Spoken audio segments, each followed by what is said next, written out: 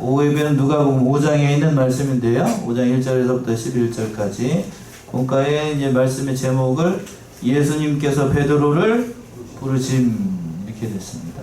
누가 베드로를 불렀다고요? 예수님께서 베드로를 불렀습니다. 자, 오전 예배가 조금 길었으니까 오후 예배는 이렇게 조금 좀 빨리 좀 끝내도록 하겠습니다. 그래서 본가에는 대지를 4개씩이나 나눠놨는데, 자, 3절까지는 예수님께서 베드로를 찾아오신 것에 대해서, 그리고 4절부터 7절까지는 예수님께서 말씀을 전하시고 난 다음에 어느 곳에 가서 그물을 던지라고 그랬냐면 깊은 곳에 가서 그물을 던지라 예수님께서 말씀했습니다. 자, 말씀을 듣고 난 다음에 베드로가 8절과 9절 깊은 데 가서 그 그물을 던져 많이 잡고, 이 베드로가 예수님을 깨닫고 회개하게 됩니다. 그 말씀이 8절 9절. 그리고 난 다음에 예수님께서 10절과 11절 베드로에게 사명을 주셨어요. 사람을 낳는 어부가 되게 하겠다는 사명을 주셨습니다. 자, 1절 먼저 1절 2절 보시면 한번 읽어보세요. 1절 2절. 우리가 옹리하여 하나님의 말씀을 들을새 예수는 게네사렛 호숫가에 서서 호숫가에 두 배가 있는 것을 보시니 어부들은 배에서 나와서 그물을 씻는지라. 예, 게네사렛 호수 이렇게 되어 있는데, 게네사렛 호수. 보통 성경에서 갈릴리 바다 혹은 갈릴리 호수라고 부르는 것입니다. 그래서 게네사렛 지방에서 볼 때에는 그 게네사렛 호수라고 얘기를 하고, 또 디베랴 지방에서 볼 때에는 디베랴 바다라고 이렇게 얘기를 했던 거예요. 얼마나 크길래 그런가? 이 호수의 면적이 남북의 길이가 약 20km 정도 돼요. 남북의 길이가 20km, 길어요, 짧아요? 20km, 2km 아니고 20km, 그리고 동서의 폭이 약 12km 정도 돼요. 그러니까 조금 이렇게 타운이 이렇게 길다란 호수죠. 그러니까 12km면 짧아요, 넓어요? 게네사렛 호수. 12km, 그냥 12km면은 1.2km 아니고 1.2km가 아니고 12km니까 굉장히 제법 넓은 호수입니다. 제법 넓은 호수. 그러니까 수심이 약 또 45m나 돼요. 깊은 곳은 약 45m. 그러니까 이게 푹 꺼져가지고 제법 깊은 호수가 바로 이 게네사렛 갈릴리 호수입니다.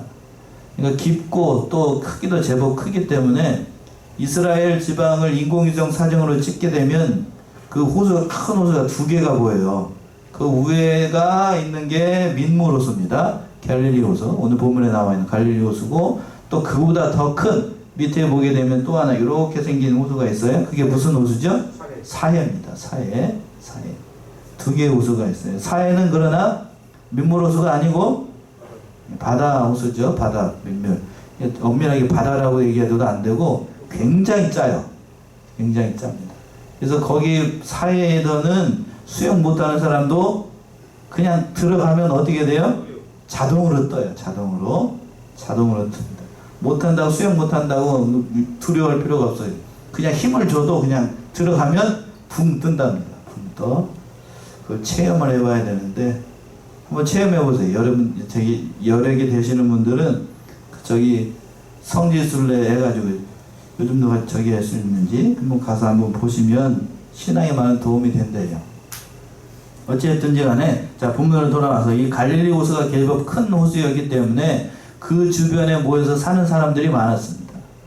그러니까 그 어족 자원이 풍부하고, 왜 그런가 하면 그 호수도 크기도 크지만 뒤에 북쪽에서 헬몬산이라고 하는 큰 높은 산이 있어요. 만년설에 있는 그런 산인데 그 중에서 빙하가 녹아가지고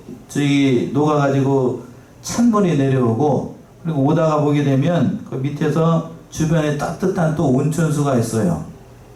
그러니까 찬물하고 따뜻한 물하고 만나가지고 이루어진 호수가 어디냐면 이 갈릴리 호수니까 찬물하고 따뜻한 물이 만나게 되면 그곳은 뭐가 많죠? 물고기가 많아요. 물고기가 찬물에서만 사는 그 생물뿐만 아니라, 물고기뿐만 아니라 또 따뜻한 물에서 사는 물고기가 풍족해가지고 갈릴리 호수는 그래서 물고기가 많답니다. 물고기가. 예, 그래서 그냥 이 여기에 따르게 되면 약 200종이 넘는 물고기가 살고 있대요.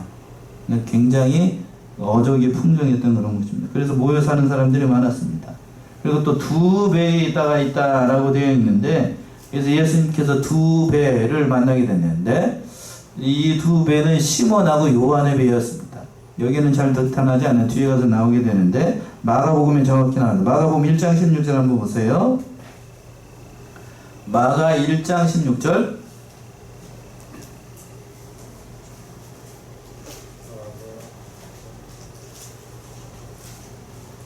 마가복음 1장 16절. 갈릴리 해변으로 지나가시다가 시몬과 그 형제 안드레가 바다에 금을 던지는 것을 보시니 저희는 억울하. 예, 여기서는 저기죠. 시몬과 안드레가 나오고 뒤에 가서 이제 요한의 배가 한 명이 더 나와요. 그러니까 여기서 지나가다가 거기에 있는 것을 보시고 이 사람들에게 말씀을 전하고 또 이렇게 됩니다. 자, 3절 보세요. 예수께서 한 배에 오르시니 그 배는 시몬의 배라. 육지에서 조금 뛰기를 청하시고 앉으사 배에서 무리를 가르치시더니. 예, 그 2배 중에서 예수님께서 어느 배에 올랐다라고 되어 있냐면 누구의 배에 올랐어요? 시몬의 배. 그냥 올라가는 게 아니죠. 그냥 올라간 게 아니에요. 하나님의 섭리 가운데 중요한 얘기는 뭐냐면 바로 요한의 배도 아니고 누구의 배? 시몬의 배에 올라갔어요. 하나님의 섭리, 예수님의 섭리이고, 바로 뒤에 가서 보게 되면 이걸 통해서 베드로가 고기를 많이 잡게 되는데, 베드로가 고기 잡는 것을 통해서 누구를 발견하게 되냐면 바로 예수님을 발견하게 되고, 베드로가 고기를 잡은 것 같지만 엄밀하게 얘기하면 누가 누구를 잡은 거지. 예수님께서 누구를? 베드로를 잡으신 거예요.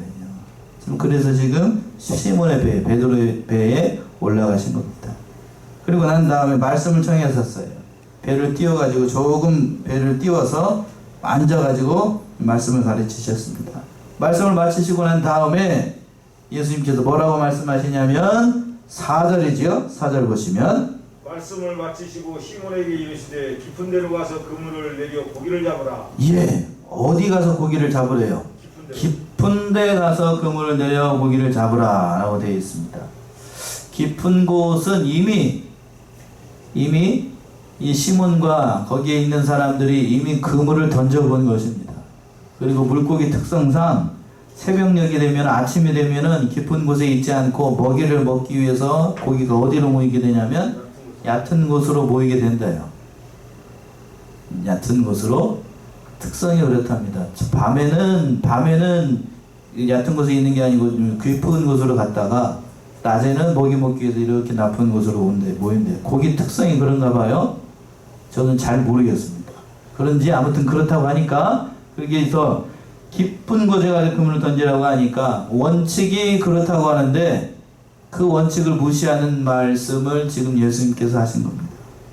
그러나 이 잠새도록 경험해 본 것, 그걸 무시를 하고 이 베드로가 그 예수님의 말씀을 듣고 난 다음에 뭐라고 얘기를 하냐면 그 마음의 문을 열렸어요. 그 말씀 5절이죠. 5절 보시면 시몬이 대답하여 가로되 선생이여 우리들이 밤이 맞도록 수고를 하였으되 얻은 것이 없지만은 말씀에 의지하여 내가 그물을 내리리다 하고. 예, 뭐에 의지해서 그물을 내린다고 되어 있어요?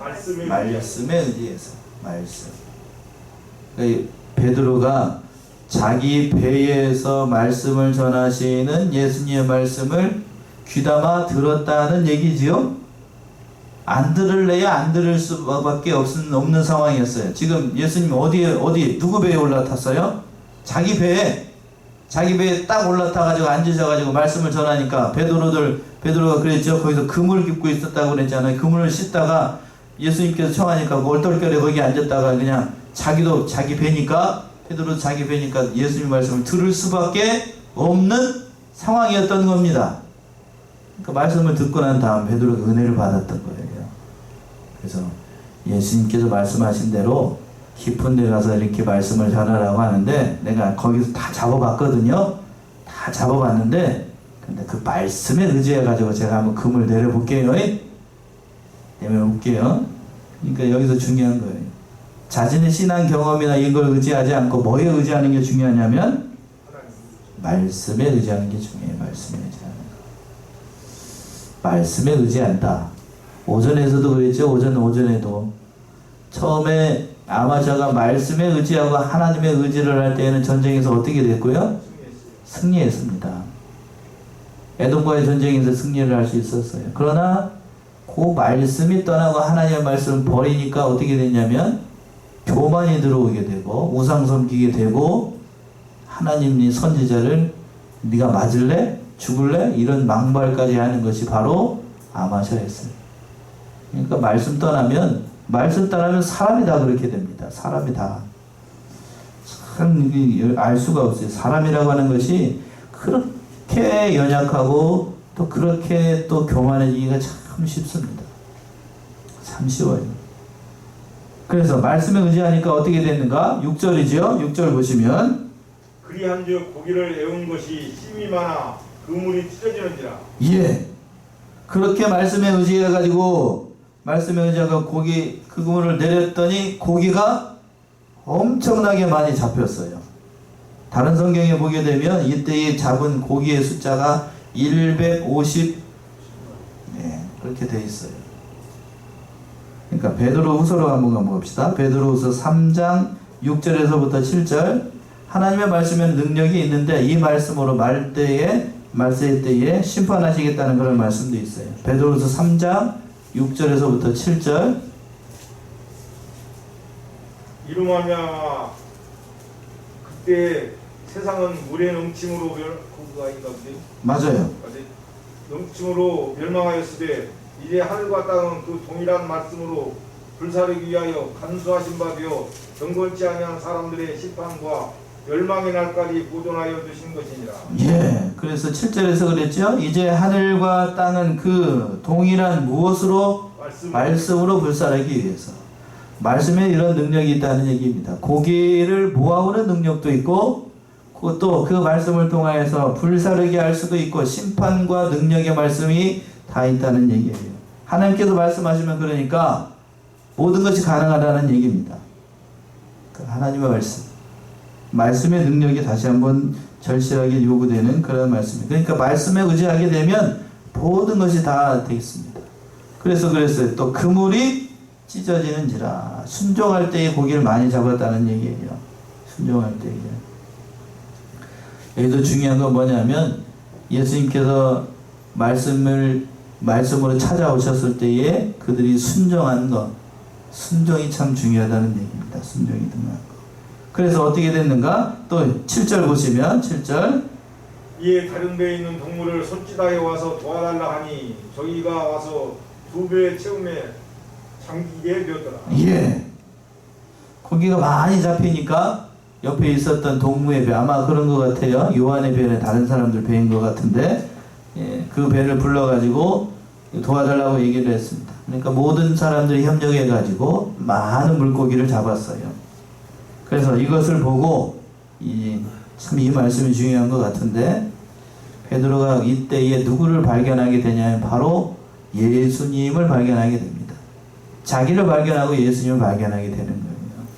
그 말씀이 8절입니다. 참 귀한 말씀이네요. 8절 시몬 베드로가 이를 보고 예수의 무릎 아래 엎드려 가로되 주여 나를 떠나소서 나는 죄인이로소이다 하니. 예. 자 보세요. 이 말씀이 참 중요한 것 같아요. 일생일대에 베드로가 예수님을 만나고 처음으로 고백을 했던 말씀이 그 말씀이에요. 물고기가 많이 잡힌 것을 보고 이분은 보통 분이 아니라는 사실을 금방 깨닫게 됐습니다. 예수의 무릎 아래 엎드려 가로되 주여 나를 어떻게 하소서? 떠나소서. 나는 누구로소이다? 죄인으로소이다. 이렇게 얘기를 했습니다. 초점이 변화가 돼요. 변화가 돼요. 무슨 초점이 변화가 되는가? 5절에서는 뭐라고 그랬냐면 5절 한번 읽어보세요. 5절이 아니죠? 5절이죠. 5절 시몬이 대답하여 가로되 선생이여 우리들이 밤이 맞도록 수고를 하였으되 얻은 것이 없지만 말씀에 의지하여 내가 그물을 내리리다 하고. 예수님을 처음 만났을 때 누구라고 불렀어요? 선생이여 라고 불렀습니다. 예수님을 존경하는 선생님의 의미가 담겨 있어요. 그런데 물고기를 많이 잡고 그 예수님이 누구인지를 발견하고 난 다음에 그 선생이 뭘로 바뀌죠? 주여. 예, 주님으로 바뀐 거예요. 주님으로 바뀌어요. 그러니까 사람을 보는 것이 선생이었다가 이제 누구로? 주님으로 바뀝니다. 이게 중요해요. 이게 중요한 겁니다. 그러니까 여기서 베드로가 귀한 게 뭐냐 하면 물고기를 많이 잡았잖아요. 성공했잖아요. 그치요? 성공하고 세상적으로 관점으로 봤을 때 성공했을 때 예수님을 발견한 사람들이 죄송한 얘기좀 많지 않습니다. 여러분들은 성공하거나 성공했을 때 예수님 발견할 것 같아요? 오늘 오전의 말씀에서 보세요. 아마샤가 전쟁에서 에돔과의 전쟁에서 승리했습니다. 승리하고 난 다음에 이 본문의 말씀에 따르게 되면 오후의 말씀에 따르게 되면 누구를 발견해야 되죠? 예? 예수님 말고 누구를 발견해야 돼요? 하나님 발견해야죠. 자기 능력으로 이 전쟁에서 승리할 수 없다는 것을 깨닫고 하나님 앞에 영광을 돌리고 하나님을 더 의지하고 그렇게 돼야 되죠. 그치요? 그치요? 그런데 아마샤는 어떻게 됐어요? 하나님 발견 아닙니다. 아니야. 하나님 아니야. 자기가 잘났어. 아나무인이 돼가지고 눈에 뵈는 게 없어가지고 선지자가 옆에서 얘기를 하는데 너 맞을래? 너 죽을래? 이런 소리나 했었고. 이게 교만해져요. 죄송한 얘기지만 열의 여덟 한국에 있는 기독교 신자들 가운데 잘 되고 형통할 때 열의 여덟 아홉은 그 아마샤 같이 돼요. 죄송한 얘기지만 그래요. 제가 이때까지 본 사람 중에 열의 여덟 아홉은 다 하나님 앞에 영광 돌리지 않아요. 자기가 잘난 줄 알아. 제가 그랬거든요. 제가 그랬어. 자기가 잘난 줄 알고 내가 이만큼 했습니다. 내가 노력해서 됐으니까 내 거지요 뭐. 하나님 안 보입니다. 하나님 안 보여. 베드로가 대단한 이유, 예수님의 수제자 소리를 들을 수밖에 없었던 이유가 뭔가 이렇게 됐으니까요. 심히 많은 물고기를 잡았어요. 그리고 난 다음에 베드로가 고백했던 이 고백이 참 귀한 거예요. 주여 나를 어떻게 하소서? 떠나소서. 나는 죄인이로소이다. 이렇게 고백하는 게 쉬운 게 아니라고요. 쉬운 게 아니에요. 이 쉬운 고백이 아닙니다. 보통 사람 같으면 이렇게 고백하지 않아요. 그래도 조금 믿음 있는 사람은 어떻게 고백을 하냐면 주님이 이렇게 많은 물고기를 잡게 하셔서 너무나도 감사합니다. 이렇게 보통 이렇게 얘기를 하는 사람이 열에 7, 8. 그렇게 여러분들 성공해봐요. 주님 감사합니다. 이렇게 복 주시고 이렇게 주셔서 이렇게 감사합니다. 이렇게 얘기하는 사람, 그렇게 얘기하는 사람이 그렇게 얘기하면 그래도 감사해요. 그렇게 얘기하는 사람이 있으면 그래도 감사하다고 감사 연보도 좀 하고 그렇게 얘기하면 감사한데 보통 사람 같으면 어떻게 하냐면 입 딱 닦아요. 자기가 잘한 줄로 알고 누구처럼? 오전에 누구처럼요? 아마샤처럼. 내가 잘내서 잘냈지.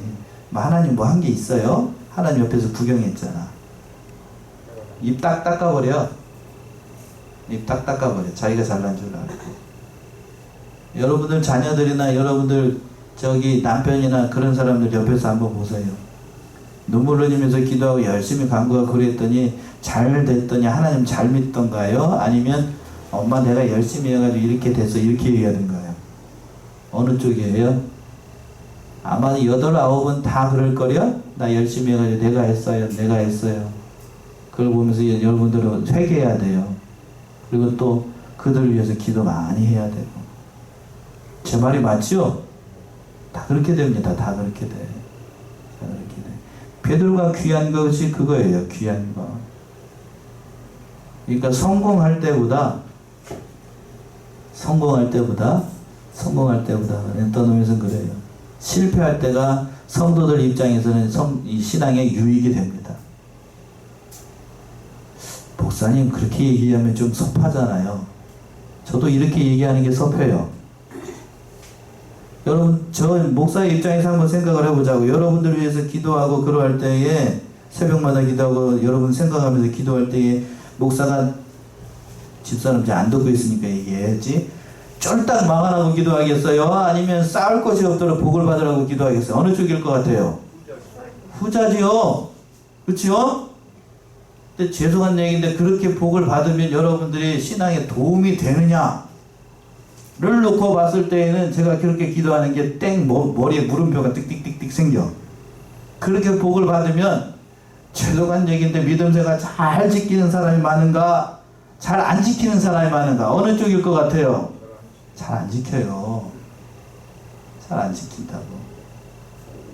그 예를 신앙생활 하는 사람들뿐만 아니라 일반 성도, 일반 믿지 않는 사람들 세계에서도 한번 보자고요.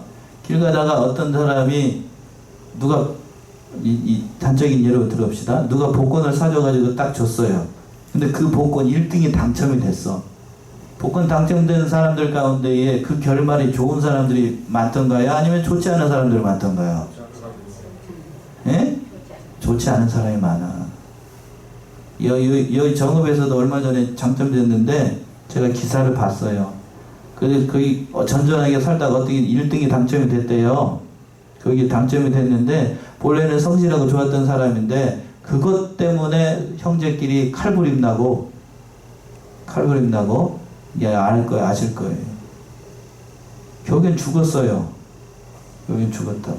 어디서? 여기 정읍에서. 좋은 게 아니에요. 좋은 게 아니라고요. 그거 알면 성제끼리 화목하고 더 잘 돼야 될 것인데 벼락부자가 되니까 벼락 맞아요.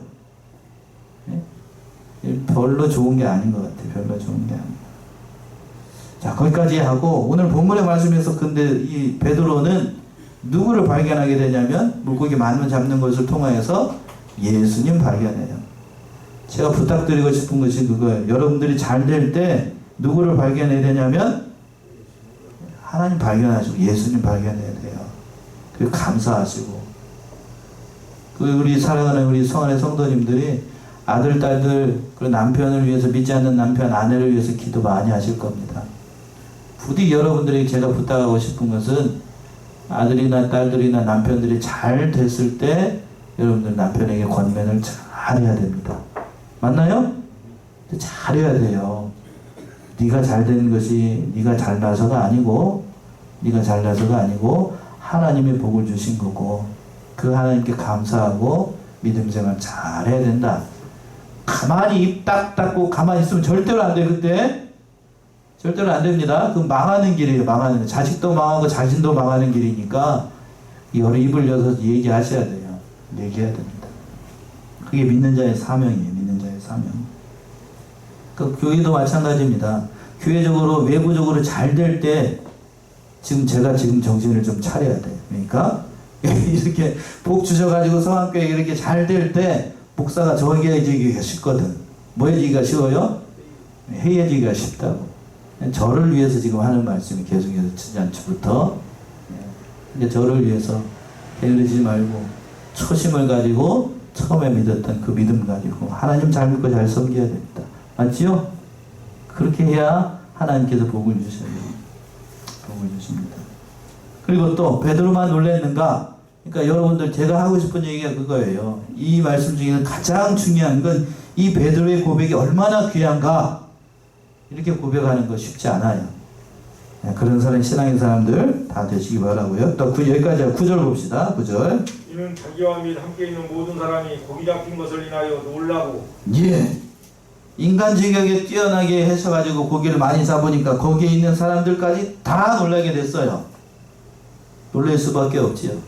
놀랄 수밖에 없고. 또 10절 보시면 세베대의 아들로서 시몬의 동업자인 야고보와 요한도 놀랐습니다. 예수께서 시몬에게 일러 가라사대 무서워하나 이제 후로는 네가 사람을 취하리라 하시니. 예.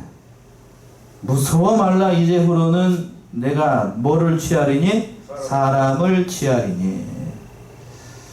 예수님을 발견한 하나님을 진정으로 발견한 사람은 자기를 발견하니까 하나님을 만나게 되면 두려운 생각이 듭니다. 이게 정상이에요. 이게 정상. 고장나지 않는 사람은 하나님 발견하면 하나님 때문에 두려운 생각이 먼저 들어요. 무서운 생각. 이게 경외라고 얘기합니다. 단순한 무서움이 아니고 경외하는 마음이 생기는 거예요. 근데 보통은 이렇게 되는데 그렇지 않은 사람들도 가끔 있어요. 오전에 누구처럼? 아마 저처럼 그렇지 않은 사람들도 있어요. 그러니까 두려운 마음이 들고 하나님을 경외하는 마음이 드는 건 참으로 귀한 겁니다. 귀한 것. 그러니까 귀하니까 예수님께서 뭐라고 말씀하시냐면 이제후로는 네가 뭐를 취하리라? 사람을 취하리라. 자, 보세요. 이 베드로가 했던 고백이나 이 베드로가 했던 모든 행동들을 보게 되면 일반 사람이 취하는 행동은 아니에요. 그렇죠? 얼마나 귀한가. 그러니까 자타가 공인하는 수제자가 누구였죠? 예수님의 제자 가운데 베드로였습니다. 오늘 말씀 보게 되면 베드로가 수제자가 될 만한 그릇인가요? 아닌가요? 그런 그릇이에요. 그런 그릇이라고. 물론 인간적으로 뒤에 가서 예수님 이렇게 만났고 정직하게 고백을 하고 이렇게 했다라고 해서 베드로가 온전한 사람이었는가? 그런 건 아닙니다. 아니에요. 천만의 말씀이에요. 천만의 말씀. 여러분들이 이 시간 은혜를 받았다고 해서 당장 저 셔터문 열고 나가가지고 집에 가서 온전한 사람으로 사는가? 장담컨대 그렇지 않아요. 장담컨대 그렇지 않습니다. 여러분 은혜 받았다, 1시간 은혜 받았다고 해서 집에 나와가지고 속썩이는 남편과 속썩이는 자식들 보고 거룩하게 사랑의 말씀으로 전하는 건 아니에요. 저도 마찬가지고. 갑자기 그 생각이 나는데 한 가지만 더 말씀드리면, 전에 그 어느 교회에서 이제 지금은 권사님이 되셨는데 그때 당시 집사님인데, 집사님이 참 여러 가지로 봉사를 많이 하셨어요. 교회에서 새벽부터 찬양대, 주일학교, 또 모든 일들을 다 하면서 주방 봉사까지 열심히 봉사를 했는데, 집에 들어가면 남편이 하나 있는데 그 남편도 주님을 섬겨요. 주님을 섬기는데 우리가 섬기는 주님이 아니고 무슨 주님? 다른 주님을 섬겨요. 다른 주님. 뭔지 아셔요? 네.